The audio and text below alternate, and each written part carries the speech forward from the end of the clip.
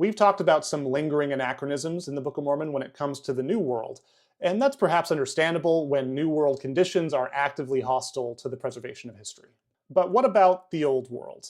The ancient Near East has the best documented history of pretty well any region on Earth, and the book's story lingers for quite a while in Jerusalem and places nearby.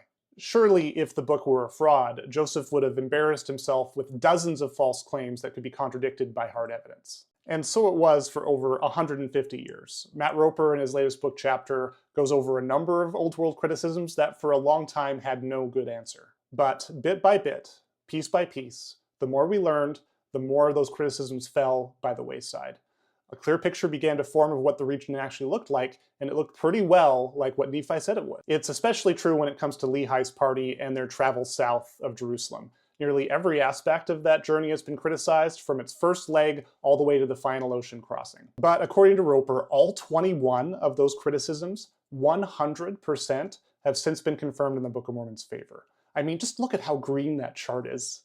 So satisfying. The concrete identification of Nahom is the most prominent example, but we could go on. The Valley of Lemuel and the only river that runs year-round in the region, the practice of avoiding fire and eating raw meat among the Bedouins, the plethora of details that converge in the location of Bountiful, all confirmed. Just think about it. If the Book of Mormon ended after 1st Nephi, what leg would the critics have to stand on at this point?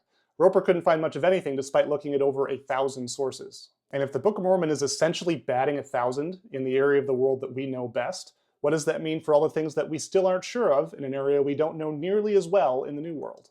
Check out the description for all the details, and join us next week when we talk about Roper's chapter on records, language, and writing.